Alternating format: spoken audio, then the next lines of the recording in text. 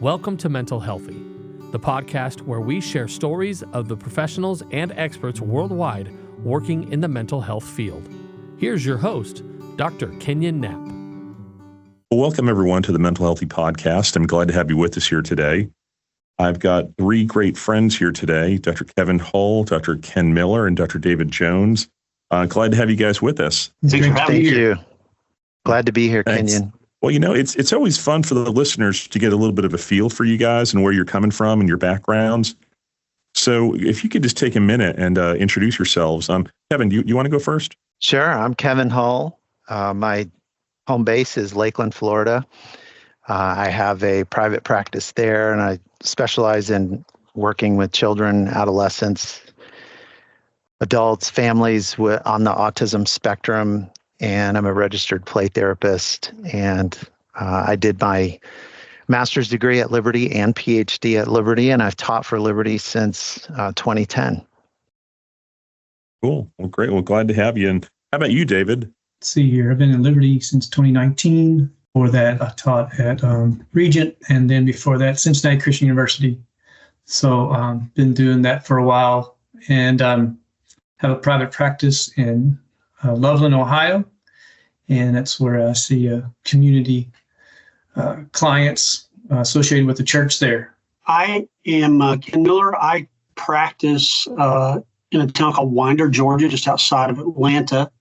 The practice is primarily trauma, so that's something that I actually have picked up and just learned to be proficient at in the last few years. I've been doing clinical stuff for about 12, and I was a pastoral counselor for a long, long time. I was in ministry for a long time. Been at Liberty as a professor since 2021. I have to say it's been one of the best things I've ever done. Well, great. Well, thank you all for being here. I really appreciate y'all being here. I know recently you all did a presentation together about case conceptualization, and you've got some slides to share today, which I'm looking forward to seeing. And I know it's doing case conceptualization is a really important part of being good counselors, and y'all are counseling professors. So why don't you give the listeners a little bit of a feel for what do you mean by case conceptualization? Why is it so important? So I'll jump in here first. I don't know about you guys, but I remember my training back in like 2010 or so, 28, 29, right there. Case conceptualization wasn't even in the textbook or even talked about in the field. And it wasn't until later on when I started teaching as a counselor educator that I had to figure this out. And it kind of light bulb went off on why it's so important, in the sense that I like to help differentiate between like diagnosis, which is criterion related, atheoretical, just grouping together these kind of signs and symptoms and putting a label on it. And then when you move into case conceptualization, there's more than one way to do it, but it helps me to think about it theoretically, in the sense that now I'm trying to move from major depressive disorder and then explain it through a lens, which is whatever operate generally from CBT. So it allows me to understand what are the factors that are contributing and causing the major depressive disorder from that theoretical understanding, which then is going to lean into a better understanding for treatment and tailoring that treatment based on the client. So that's kind of, for me, kind of how I view it. Any other thoughts, Kevin or Ken, about case conceptualization and the importance of it? Yeah, for me, I was just doing a presentation on case conceptualization in Georgia last week, and as I was telling them, for me, it's as much for me, case conceptualization is as much for me as it is for the client. To help the client kind of conceive what their issues are, and seeing how there are a lot of things that contribute to them not feeling good. And for me, especially, as we get into the Be Well model, giving Christians a handle, a rubric or a template from Scripture that they can conceptualize themselves and monitor themselves. So it's really great for me because it helps me be a better clinician for sure. But it's really great. Case conceptualization as a whole, for me, is beneficial to the client if it's done well. Okay. Now, I know since all of you are counseling professors and we're in an accredited program with KCREP, having a clear counselor identity is part of it as well. So how does case conceptualization and the counselor identity piece, how do they fit together on all of this? I'm gonna start with that because coming from a pastoral background, pastoral care background, pastoral counseling background, this is a defining thing for me it differentiates me from pastoral counseling.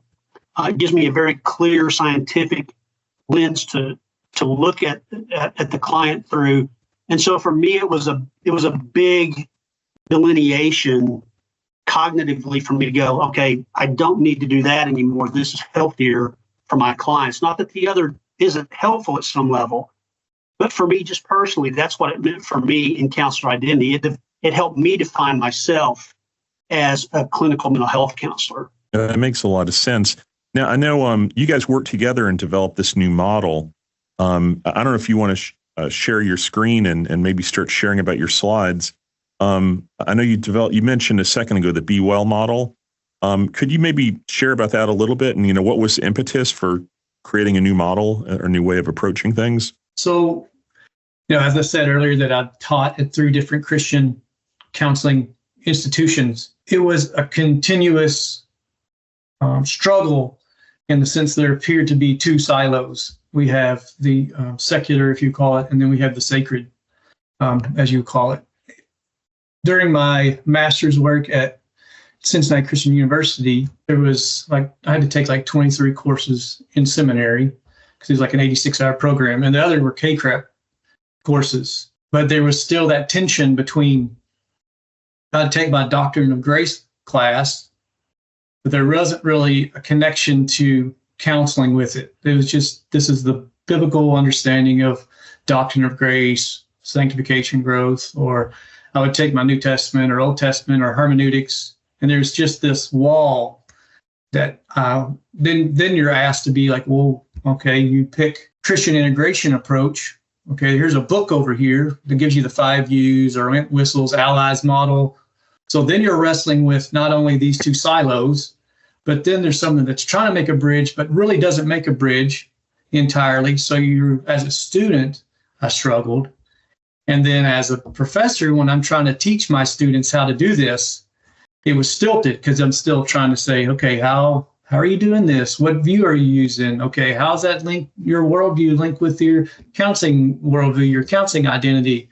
So it became this really kind of problematic place that I didn't feel like I was doing justice to the students. And how can I help navigate a path for them? And then as practitioners as well, and other educators, where's a path that we can help each other move from? And so that was kind of the main, from my view, the impetus between the disconnect between the sacred and the secular, but we're asking you to operate within both when you're trying to conceptualize, when you're trying to explain what's driving the client's problems. And so many times the student and the practitioner just get stuck in the secular side.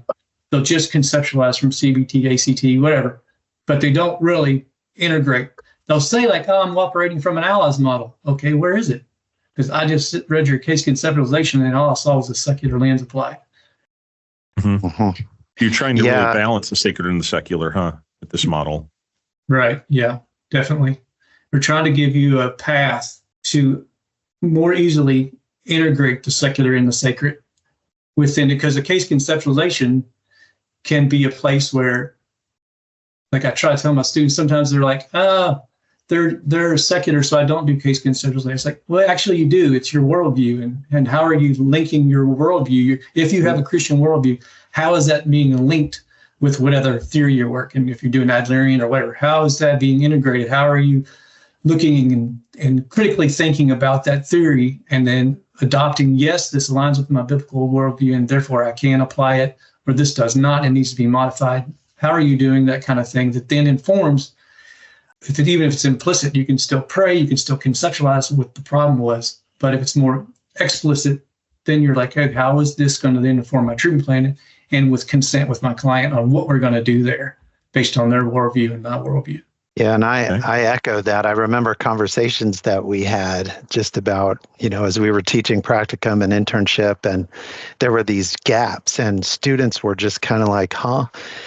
And coming through Liberty as a student, and I know Ken probably feels this way, the integration model it changed my life. And I grew up in a Christian home and everything, but it was revolutionary. And so getting out into the world, secular as well as Christian, and as a counselor, because this is a cultural conversation as well. The medical model dominates everything, and that is from outside in. There's one cause, there's one root problem, and we obliterate that and everything's fine. This model is inside out. And so as you're a little kid in this culture, be a good boy, be a good girl, Santa's watching. Hopefully you figure it out. So as we're working, Ken with trauma, myself in a prison, you're just seeing it's no wonder why Jesus wept for Jerusalem, because this, and so the emptiness of the inner part of a person. And I remember our conversations, particularly, DJ and I, about, what are we going to do about this? How does, and so Ken and DJ really took the reins, and so here's the model. For me, it was, come from a theological background, and to Kevin's point, being introduced to really great integration was a game changer for me.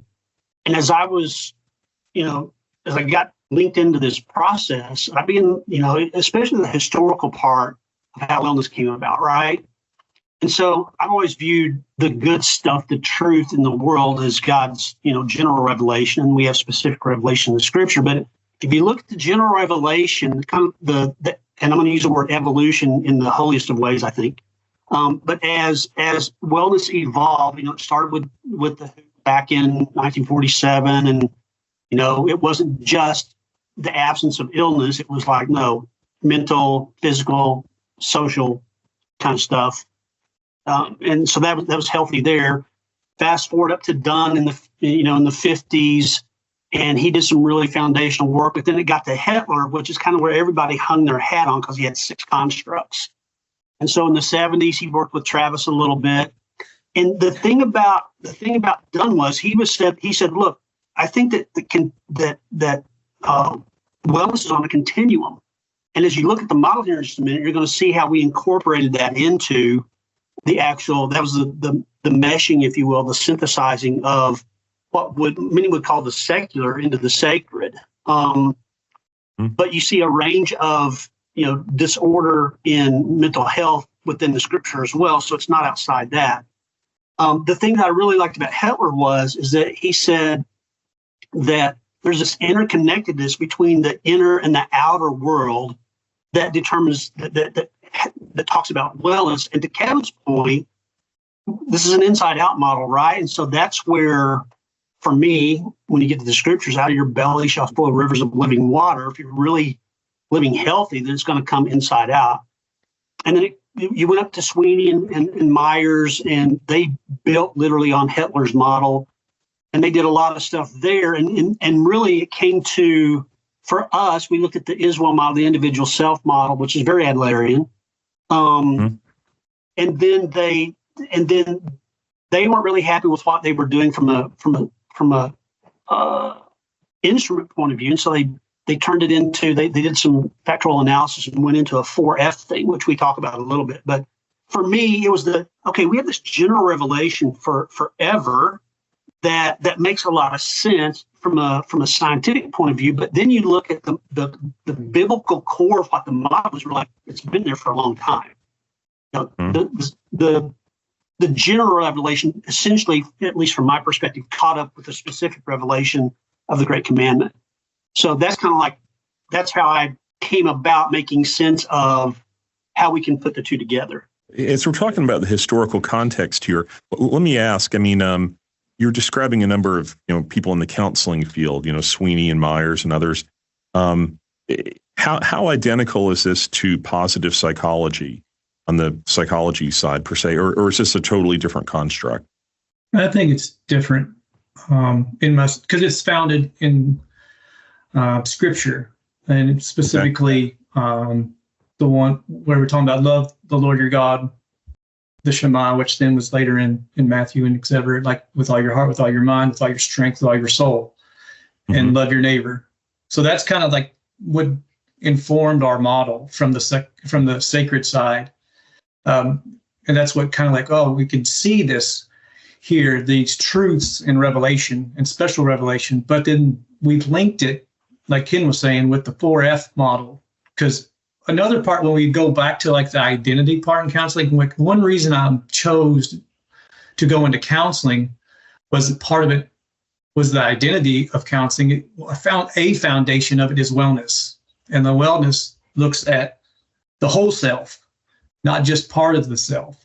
And I don't know if positive psychology would do that, but our model is a holistic model, looking at the mind, body, and the spirit, and the context all throughout. It's also informed, like Braun for Brenner's is a piece of that informed my thinking around the Be Well model, as well as the understanding of epigenetics, where it's the person within the context, and there's dance between the environment and the individual that influences outcomes over a lifespan.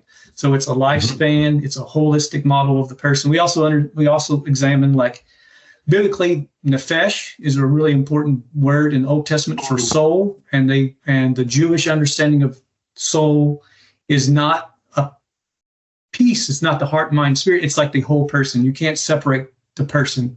So that kind of informed us, which then linked to that indivisible self within Myron Sweeney's work. So that's kind of like, there was like an aha moment for me personally when I was like, oh, that's how we really understand soul. We have to take it out from our Western understanding of it and look through it from the Jewish lens and the Jewish eyes, which then clearly linked up with the indivisible self and what they were trying to do. So there was that natural bridge between the sacred and the secular right there for us, which then using what Jesus Christ called us to do, to attend to the heart, mind, strength, soul, neighbor, and then we added society on that to make those facets on there. I can show you a slide here if it's helpful. Yeah, why don't you pull that up? Yeah, you're really whetting my appetite about the whole thing. We're getting all this idea here, but I'd love to see the thing. There we go. Can you talk us through, like, what are the steps? Is it a step model, or is it just more of a conceptual model? Just give us a description of it all. Yeah. Now, this is what I'm showing you here. That's what I was just Ken was talking about. And I would just, we were saying, like, the 4F model, like, this is just moving us into that place, into the linkage between the secular and the sacred. And once they did the 5F model, they said, hey, we need to redo this. And then they found out, like, these are the actual factors that are really important: the cognitive emotional wellness, physical wellness, spiritual wellness, and relational wellness. And that's where we then linked up the cognitive emotional with the mind, heart and mind, the physical with strength, the spiritual with soul, relational with neighbor. And then we added upon this, beyond it, was the understanding of society, the contextual factors in there. So this was just that bridge that we made right here. And you can see, like, the society could be local, institutional, global, and lifespan, like over time influences is what we have here. The actual model, if we can get it here, is this right here, what Ken was trying to talk about. And it's a continuum moving from left to right, ideally, with these facets, what we call them, the heart facet, the mind, the strength, the soul, the neighbor, society, are here are the factors that we're working on, where we're trying to move the client from mental illness towards biblical wellness. And that we have the fruit of the Spirit as kind of like this place, this landing spot that we're trying to get the client to. The other thing that informed us here is, I don't know about you guys training, but a lot of my training was pretty much, especially when you think about the DSM and the influence of how that influences your understanding of the client, it becomes this really negative, broken aspect of the client, problem-based. But if we look and bring in wellness is not only about the problems, but also the strengths, the assets of the client. So when you're thinking about applying the Be Well model and you're listening, because I apply the Be Well model across what I call the golden thread: assessment, diagnosis, case conceptual, and the treatment plan. So I can use these 6 all these different factors that we have to, like, when I'm listening for the client and I'm assessing, I like, let me hear what's going on in their heart, their mind, their strength, their soul, their neighbor, society. What are things that are problems, and what are the things that are assets that I could use within the treatment plan to bring about healing and hope with the client? You went past one of the slides that I found interesting a second ago about the foundational principles or premises. Could you maybe share about that, like what undergirds this whole way of looking at people? Yeah. So it's kind of, again, we're some of these things I've already said, but it's kind of like this first bullet is like, we're looking at the whole client. So it moves you away from getting stuck into one way of viewing the client. If you're viewing the client from Rogerian, we're just thinking about self-actualization. If we're looking at Adlerian, we're just looking at belongingness. Or if, like for me, CBT, I'm looking at cognitions and behaviors. The facets are forcing me to get outside of what's going on in the emotions, what's going on in the neighborhood, what's going on in the society piece. So we're looking at the client as a sum is greater than the parts. It's that whole view. We're looking at both the strengths and the solutions, and we're looking at the place where the client is embedded in their environment, and there's this co-action between them and the environment, which brings about the problems, but also has assets that could bring about change. That's what we got here. So then it moves this place to a more comprehensive treatment plan, which then we're hopeful that will bring out better outcomes than if you only stayed in your lane of the secular place. Well, this is all sounding good so far, but I feel like we're talking a little more in a theoretical kind of way so far. Could you guys maybe give an example or two of how you might apply this from some theoretical model that you might be comfortable with? So yeah, and just before we do that, I just want to show this slide so you have clarity for each of the facets. Sure. So heart here is, like, it's obvious, like, what are the emotions that we hear the client have? What are the places that are having problematic emotions, but also maybe they're having really good regulation of their emotions. They're really good at containing, or it's not only just those problems. Again, the mind is that place of cognitions, both the problems and assets. Strengths is where I put it like a bucket of physical, physiological, behavioral, goes into strengths. Soul is that place, that connection between the physical and the spiritual, and what does that look like for the client? Neighbors, how they engage with the child, how they engage with their parents, or how they engage with kids at school or an adult. It's just those direct connects. And society is like those contextual factors that are indirectly influencing the outcomes, or they also can be places for assets for the client. So I want to just give that piece to you as well.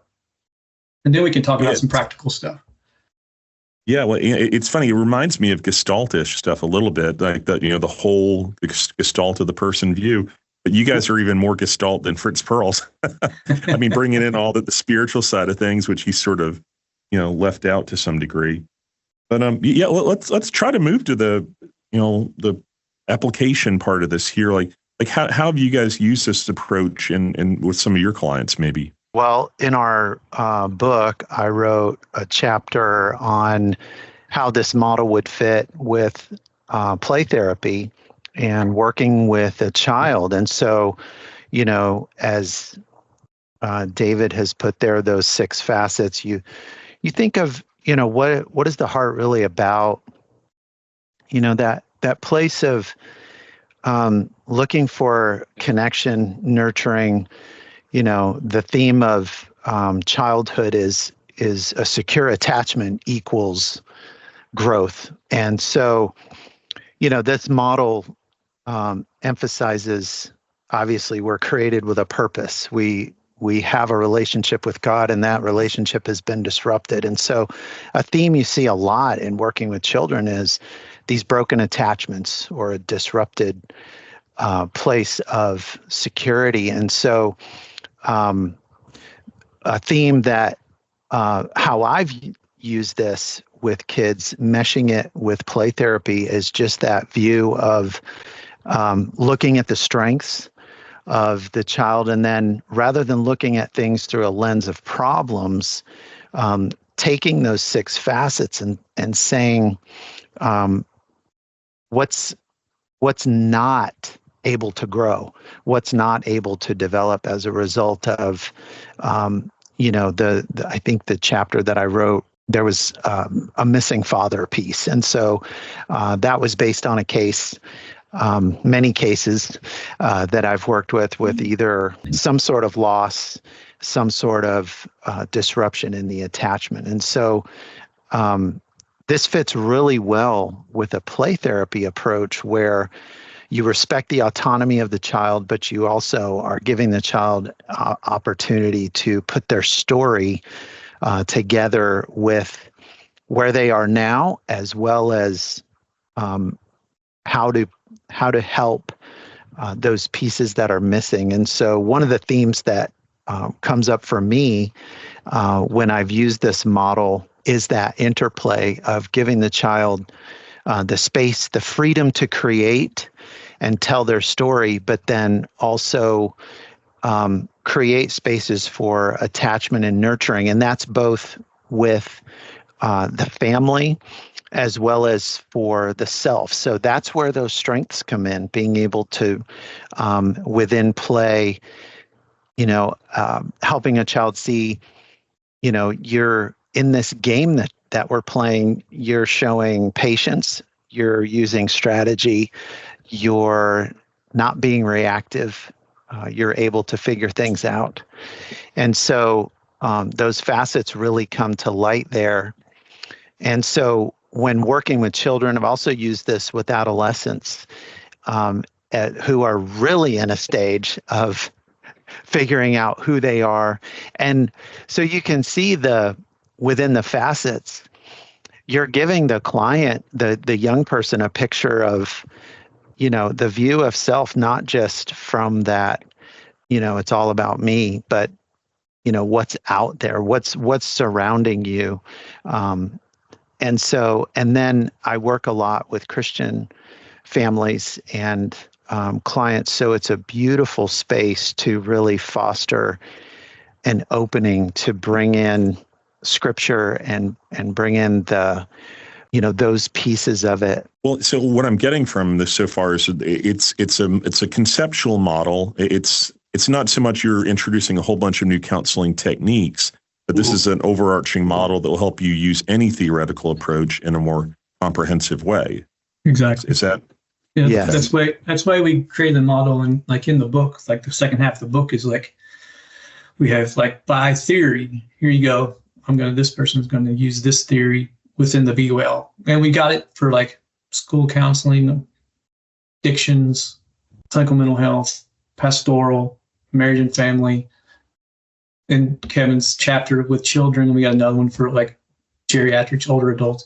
But the concept is you can use this model standalone if you're just one as a pastoral, or if you're using, like Ken can give an example in a minute, like ACT, and I'm operating from ACT. So how is that going to be fit within this model and also to expand outside of ACT? Because it's not just thinking and doing, but there's a lot of other things that are going on driving the outcome that we're trying to achieve, and how can we move outside of not only the deficits that they're coming and bringing to the table, but also the assets, that intentionality between both and kind of thing. Yeah, from an ACT perspective, it really, really works well. For instance, I do trauma work, but I get a lot of referrals from churches for people that are looking for, they want integrated clinical stuff. So I'm like, okay, I can help you with that. So I tend to start off with this and say, okay, let's talk about you in the context of the Great Commandment. So for a person that's coming in from a Christocentric worldview, and that's what they're seeking, automatically they have a handle on what that is. And depending on how long they've been studying, scripture, they'll either go, oh yeah, I've heard of that, or you've got the other end of the spectrum, like, oh yeah, I can quote it for you. And so it immediately gives them away, and they haven't really thought about it. Most people haven't thought about this as a wellness model. They just thought about it like most Christians have, as a checklist. Well, I'm like, yeah, okay, it's a checklist, but it's a really great checklist because it does, like the guys have said, it's an encompassing, overall, holistic way to look at it. And so from an ACT perspective, as I go through ACT, I'm like, well, this is perfect for ACT because if you look at the model that's on that continuum between biblical wellness and the DSM-5 disorders, self as context is a core construct.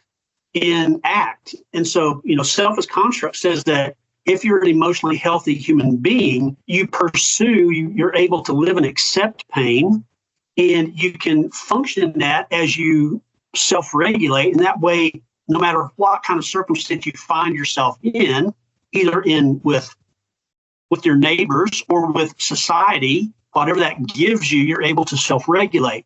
So it's an inside-out thing. So self-contact in ACT is the same inside out. So it really fits hand in glove here. The other thing that and I'll hit a couple of things, could talk about ACT for a long time, but you start with values. When I'm working with the client, I start out with values. What do you value? What do you really want to achieve? And I don't give them necessarily the fruit of the Spirit, although at some point I bring that in. Hey, if you want joy, if you want peace, if you want to be more patient, kind, good, more self-controlled, that's kind of the opposite of the DSM-5 disorders, right? So that's why helping to go, you can actually pursue these things. You can pursue biblical wellness, and not just from a mental health deficit. Let's fix that, like DJ was talking about. So we talk about their values first, and the next thing that we move to in that construct is what behaviors are getting in the way of you achieving your values. And so that goes straight to heart. Like, what are the things within the heart that are getting in the way of that? And then the cognition part, we want them to move into their thought fusion, which is one of the big, it's 3 of one of the 6 constructs in ACT. Then that gets you right to soul and mind, because it's not just a soul issue, it's a mind issue. It's both. And so as I look at especially a Christian client, it's easy for them to grab on to the wellness model. And then I come in with acceptance and commitment therapy that just is really tailor-made for this, because obviously Hayes and his folks, that was born out of a Christian worldview. But that's kind of how I approach it. And it's one of those things where, hey, the other part is the committed action. What are you currently doing to DJ's thing about what are some things you're actually doing right now to not be, to be healthy, rather than to lean into the heart that's not where it needs to be. So from an ACT perspective, that was actually an easy chapter to write for me, because it fits so well. Well, I have to ask you all to forgive me. I sort of admit that at the beginning of all this, I thought this was just a presentation you guys wrote, but I'm hearing you mention chapters in a book. You wrote an entire book about this whole subject? Yeah. It's called Case Conceptualization, a Biblical Wellness Be Well Approach, Kendall Hunt. I don't know what more you want, but that's the book, and we intentionally wrote it. So we even are using it now in one of our classes at LU for the students. And they've really, the feedback I've gotten so far, they've really enjoyed it because it's connecting the dots for them from this. So the feedback I get from students, just to jump in really quick, the strength-based, as they're coming through their clinical process, they take theories, they take diagnosis, and there's that perception of all we're doing is looking for problems, and it's like a breath of fresh air to say, wow, look at these facets. Here's what's going well. Here's where I'm struggling. And here's a bigger picture. Well, this is great. So you can get it on the Kendall Hunt website. And then is it available at other national distributors for books? Yeah, it's on Amazon as well. Kendall Hunt and Amazon, on both of those places. One thing I wanted to offer too is, for me, like as a practitioner, I've sat down with these facets and I've evaluated my assessment processes. So that's kind of where it becomes like the rubber hits the road. Like, okay, am I using formal and informal assessments, questionnaires?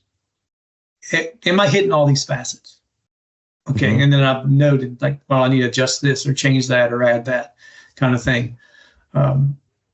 So that's part of like that. And then it's also, when I'm conceptualizing, when I'm listening to the client's narrative during that time, I'm asking myself around those 6 facets, because they're a heuristic.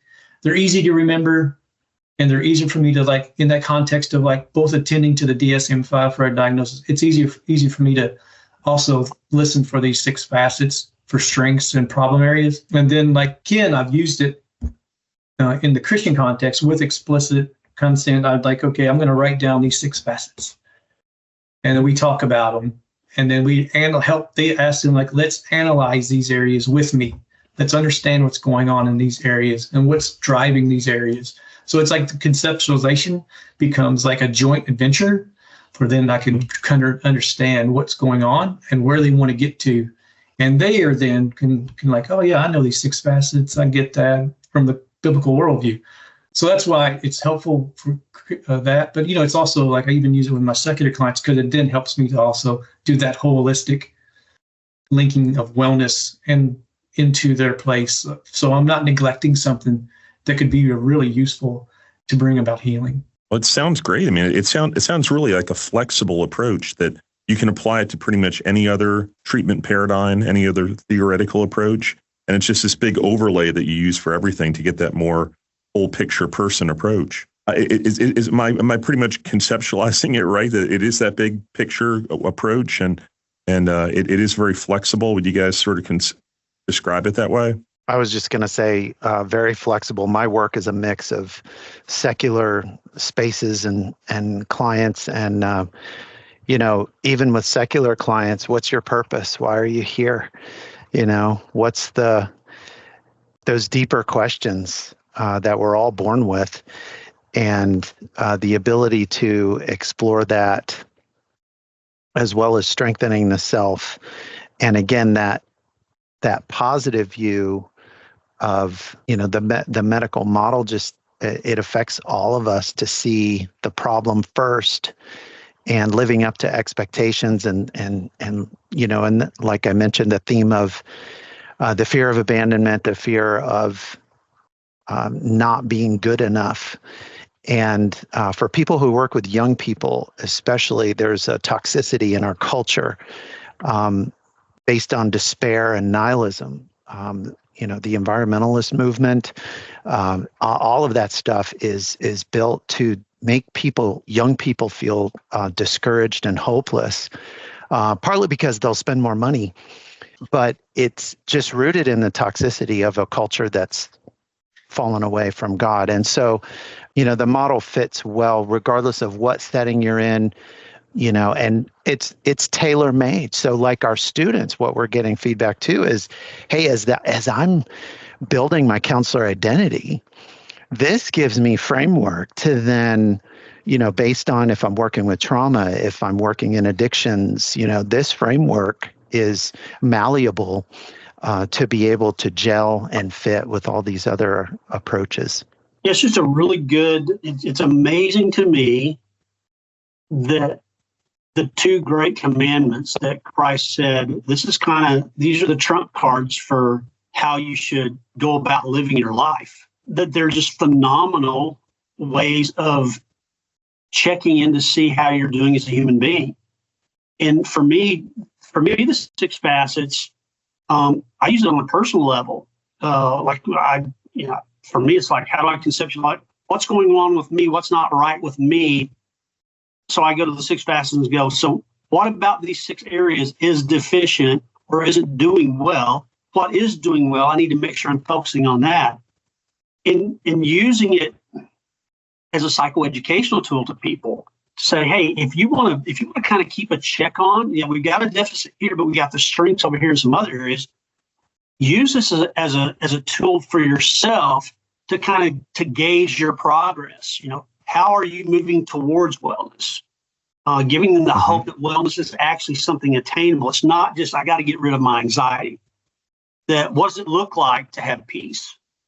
What do we want to pursue? So yes, I would say moving towards strengths rather than just fixing something that's a deficit for me. I'm like, how, when we started working on this, I'm like, how has anybody not written something on this? It seems so obvious, but anyway, it's been fun.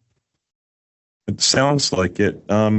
I'll tell you what, I want to respect your guys' time and that of the listeners. So let's advertise the title of the book again one more time if you get a chance. And then I always try to wrap up by asking my guests, is there anything else I didn't ask you about today that was on your heart and mind that you wanted to share with the listeners? So we probably ought to wrap up that way. Could you share the title again real quick? Yeah, it's Case Conceptualization, a Biblical Wellness Be Well Approach. You can find it on Kindle Hunt or Amazon. And we've written it for students and practitioners both, as a place to meet that gap. That's basically what I saw. I was like, there's a gap here, and we need to attend to it. And God brought the three of us together and was able to get this together. And we're just hopeful that it's going to make life easier, more effective for themselves and for their clients or their students, their supervisees. Certainly hope so. Any thoughts, Ken or Kevin? Any final thoughts for the listeners? The only thing for me, since I lived in the pastoral counseling world for a long time, there wasn't really any conceptualization of people at all. You just pastored the best you knew. You gave scripture. You felt like the Lord leading you. But from a pastoral counseling perspective, I think that this is just a really valuable way to help you understand and help the people that you're caring for understand. So that's where I would go.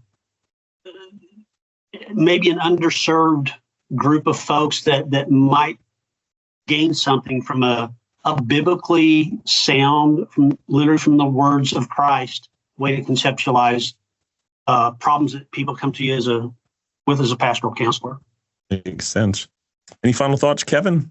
A theme for me in a project that I'm working on with adult male inmates in prison is self-repair. And so you see that outside in process of you either sink or swim. You either figure this out, and if you don't figure it out, here you go. You're in prison. That's your identity.